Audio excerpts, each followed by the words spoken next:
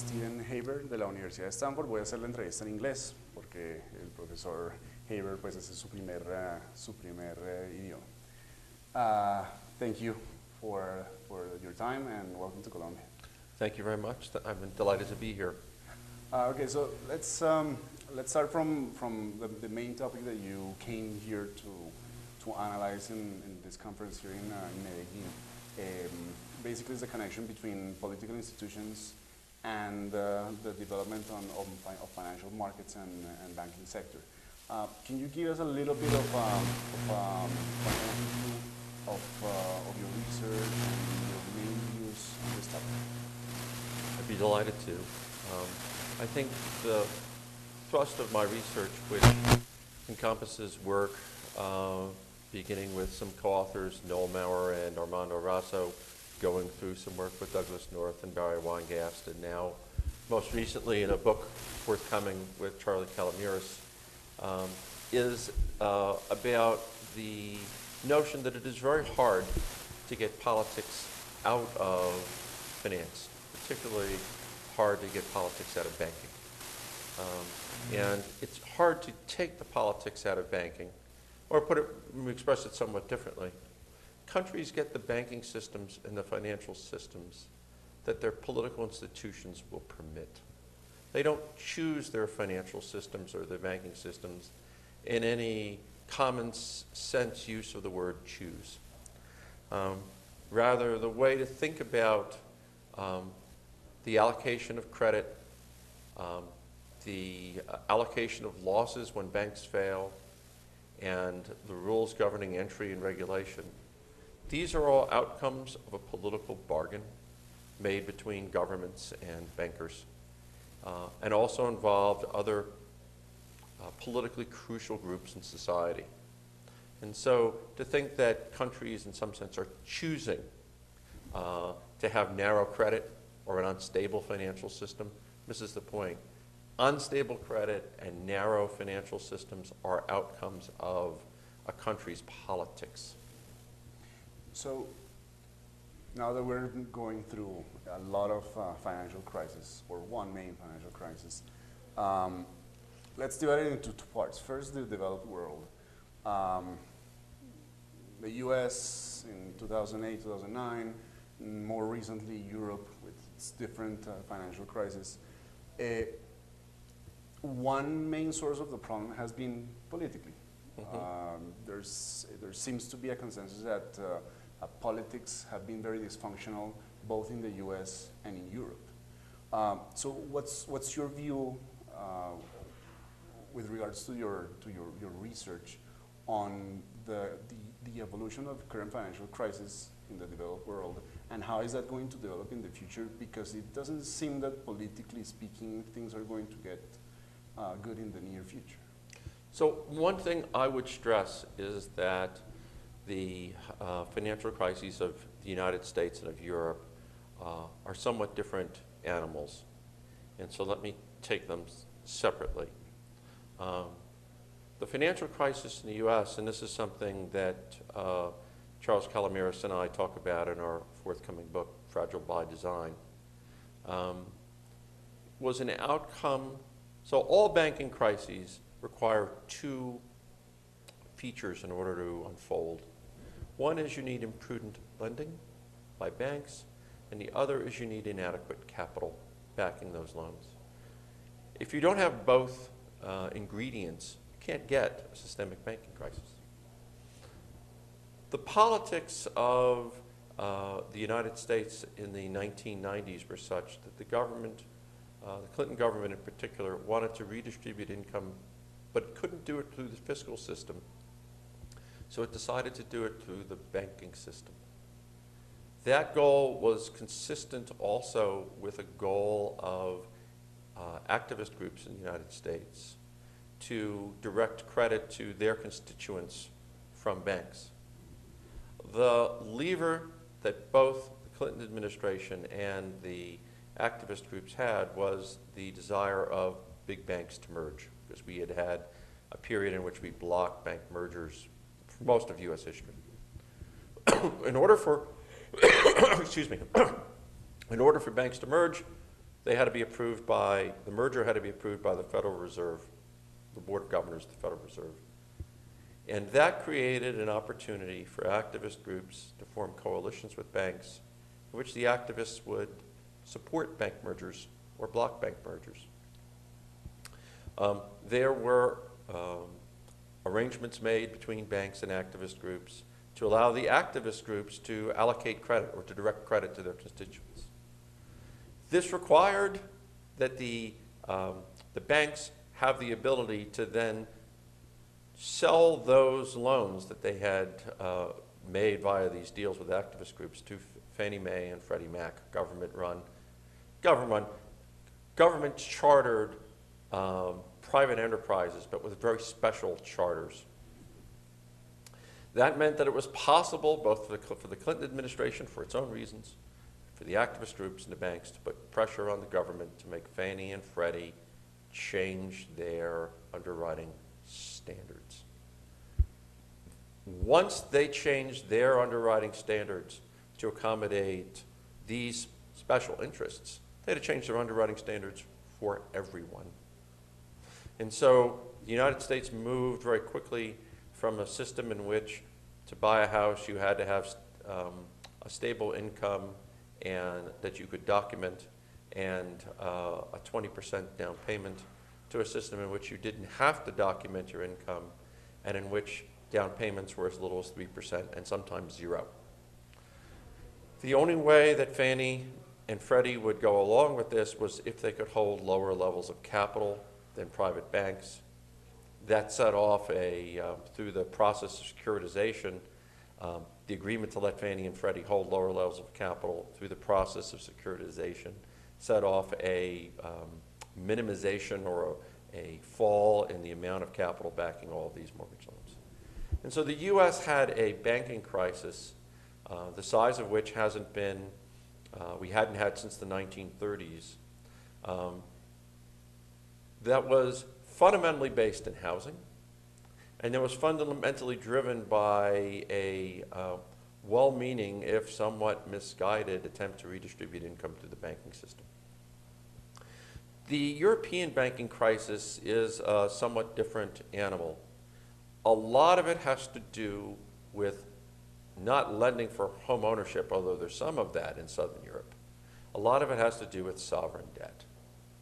And the basic problem in Europe was that the political goal of the EU was to create a single currency and a single economy, not to solve an economic problem, but to solve the problem of endemic war in Europe. European history is, if you compare it, let's say, with the history of Latin America, what's interesting about European history, and also tragic, is the long periods of time, and we're basically talking from roughly the late 1690s up until 1945. With a few brief exceptions, Europe's at war. There's a period in roughly from 1850 to 1870 where they're not killing each other. But except for that period, Europe is at war. And so the EU was an attempt, or is an attempt, to end endemic violence. Creating a single currency zone was an outcome of that goal, but there was a fundamental flaw, which many people, including my co-author Calamiris, pointed out back when the euro was created, which was that you had some economies with very fast productivity growth, like Germany, and some economies with very slow productivity growth, like Greece. If you can't adjust the exchange rate in order to accommodate the fact that productivity is growing faster in one place than another, it implies that what you're going to have is very low levels of employment in the slower growing productivity economies. The European countries wanted to avoid that, and so what they basically did was they allowed Southern Europe to borrow from Northern Europe.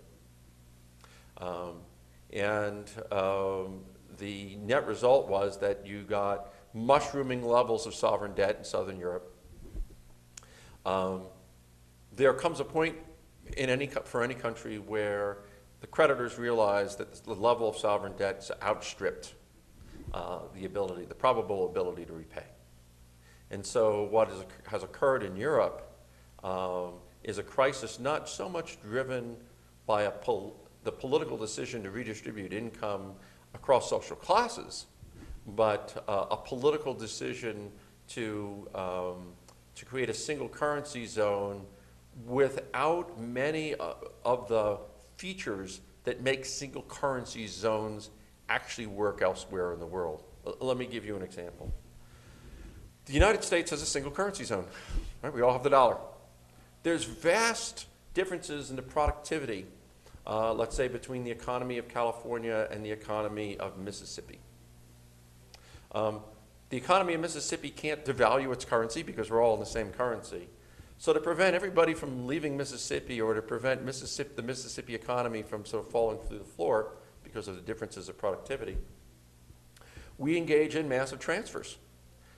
Those transfers, some of them appear on the budget, but many of them take place, for example, through the defense budget.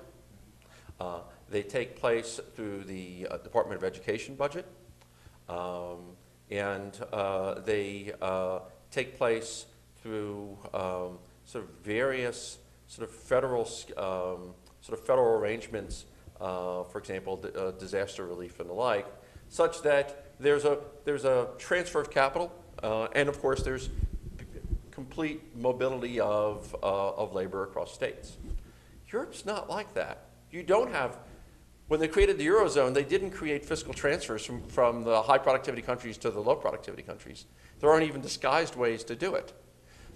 So you wound up with the need for countries to sort of perpetually borrow to sort of maintain standards of living of the population. And one of the things that fueled all that borrowing was, well, what are we going to do with, how are we going to maintain full employment? Well, let's build housing. So I think that's a lot of was under the Spanish housing boom, for example. Both are the short answer is both crises were politically driven, but with different political goals and with different political mechanisms. So let's jump to the other side of the spectrum, which is the emerging economies, and more specifically Latin America, which is also an area you have studied extensively. It seems that Latin America has gone through many financial crises as well, and it seems that so far we can kind of have learned a little bit from our mistakes, and some of the crises that have gone through in the U.S. and Europe recently, not necessarily the same, but Latin America has had a crisis because of sovereign debt, crisis because of housing bubbles, et cetera, et cetera. How do you see today's situation of the financial system in Latin America in general? Compare us the way it was before, because again, political institutions in Latin America, even though today they might be stronger than what they were 10 years ago or 2 years ago, there's still some issues out there. The rule of law is, it's under question in some countries. Democracies are not that stable. There's a lot of issues when it comes to the political organization and institutions that still have to be worked on in Latin America. So how do you see the situation of the financial system in Latin America, and how do you see it going forward, especially learning from the mistakes that the developed world has made recently? That's a great question. So there are really two issues facing Latin America, and they both make me a little nervous about the stability of the banking system. The first is that throughout most of Latin American history, banking sectors tended to be quite small. They tended to be quite small because you didn't have democratic governments. And what banks really were in the business of doing was A, lending to the government in exchange for which governments restricted entry into banking to raise rates of return for bankers so that they would take out a charter in a situation in which the government wasn't democratic. That meant that banks tended not to develop systems of credit reporting, and societies tended not to develop institutions designed to enforce contracts between banks and debtors. a lot of bank lending really was between a few large firms and a few large banks. So Latin American countries in general didn't have this sort of endogenous process of institutional development in which things like efficient credit registries, honest police, efficient courts, efficient bankruptcy laws were developed that allow contracts to be enforced. So that's a big limitation on what banks can do, because without the ability to enforce contracts, banks have no incentive to lend, because the borrower has an incentive, if he knows the contract's hard to enforce, to not repay. At the same time, in the last 15 years, Latin America has gone through this rapid wave of democratization that, for someone who's been traveling to the region since I was 13 years old, has been really marvelous. The changes that have occurred in Latin America are amazing, considering the history, certainly from the 70s to the present. However, democracy comes at a cost to banking systems, which is that voters can vote for credit. That is, they can vote for candidates who promise to make banks lend, or who promise to lower interest rates. And so political pressure then gets put on banks. This is somewhat similar to what happened in the United States in the subprime crisis. Political pressure then gets put on banks to lend more and reduce interest rates. But without the institutions that you would actually need to enforce those contracts if they went into default. Bankers are not dumb. They can see they're in a vulnerable position. What is their best move? Their best move is to ask the government to create second-tier lenders that will repurchase a lot of these loans that they're going to be sort of encouraged or forced to make. These second-tier lenders are going to have some of the characteristics of Fannie Mae and Freddie Mac in the United States. Would that be something similar to what BNDES is? Yes. Okay. Yeah, exactly. Okay. Right. Now that creates a funny problem. In good times, when everything's functioning smoothly, the second-tier lender like BNDES in Brazil is simply buying up loans that are originated by private banks. What happens in a crisis when debtors now start to default, especially if they were able to purchase properties under, because for political reasons, under sort of easier and easier conditions? Well, it means your government-run bank, like BNDES, is now full of toxic assets. How will you clean that up? Well, the rest, taxpayers, are going to bear the bill. One of the things I think is just really important for people to keep in mind is there are no free lunches. At the end of the day, somebody bears the cost of cleaning up a fragile banking system. And so with pressure to expand credit beyond the ability of the market-based institutions to actually enforce those contracts, what can happen is countries get set up to have a systemic banking crisis in which it's the government-owned banks that are sitting on top of the toxic assets. In this sense, it's somewhat similar to what happened in the U.S. with Fannie and Freddie. Are you concerned about the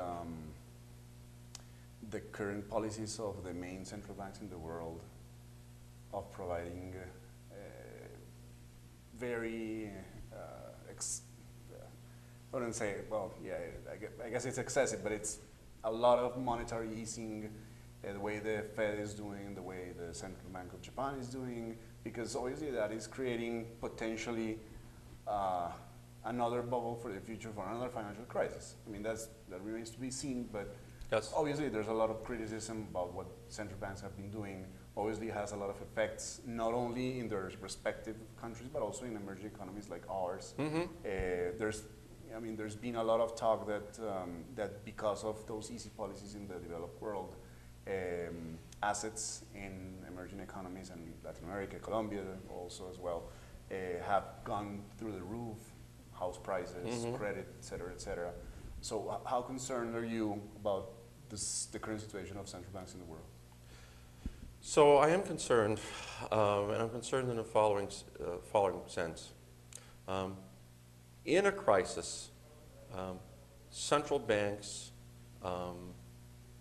respond to what is a very real threat of a systemic banking crisis, sort of causing an economy to fall in on itself.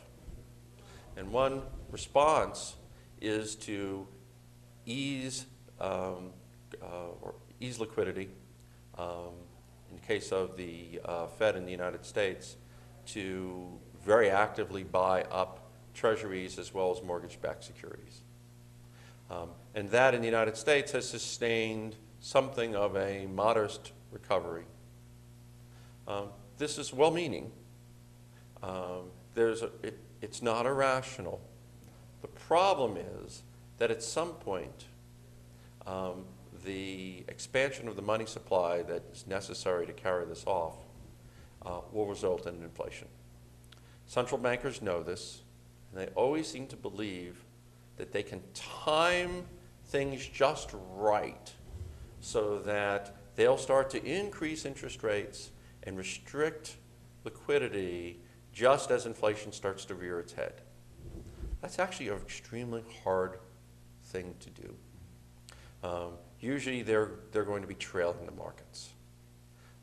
So one outcome that I do worry about is not only a sort of a second housing bubble, but also a period of rampant inflation. Let me ask you a last question, which I always ask all our guests. This financial crisis of 2008-2009 has been probably extraordinary compared to other financial crises. Although some things are similar, but in general, this is a special financial crisis. And it seems that a lot of very well-renowned economists around the world have come up saying, you know, I thought my views were in that direction, and because of this financial crisis, maybe some of the things that I thought before were not right. More specifically, Alan Greenspan, in a testimony, came up and he basically said, you know, I thought something and I think I was wrong. What would you say is the thing that you've learned the most from this financial crisis that maybe you didn't really have in your radar before this crisis, and that maybe have changed a little bit the way you see financial crisis and banking systems, capital markets, et cetera, et cetera? Well, I would go back to where we started, which Charles Calamiris and I started our book, Fragile by Design, in the midst of the 2008 financial crisis. We were motivated in large part to do this study of why it's so hard to create stable and efficient banking systems by the fact that the banking systems around the world, especially in the developed economies, were in serious trouble.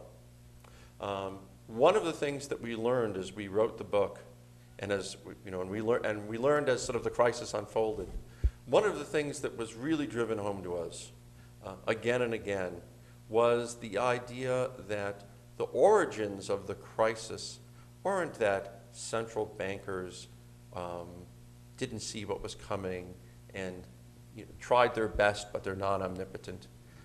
One of the things that impressed us when you look at the evidence is how clear it was to people on the inside how fragile the banking system in the U.S. was becoming.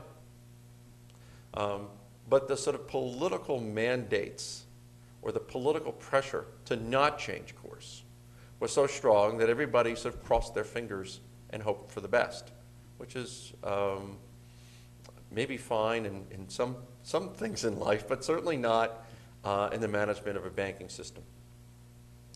So I think that the thing that really was driven home to me in a way that I had never fully appreciated, I'd always thought it, but never fully grasped its impact, is the notion that there is no getting politics out of bank regulation or bank supervision. There is no getting politics out of financial policies. If societies want to avoid having unstable financial systems, what they need to think about are the basic political institutions that structure the coalitions that give rise to the particular sets of regulations that bring you crisis. The sort of notion that many people have, which is crises just sort of occur randomly around the world, and then central banks sort of try to do the best they can, simply doesn't stand up to the evidence. Okay, many thanks for your time. It was a pleasure. It was a pleasure.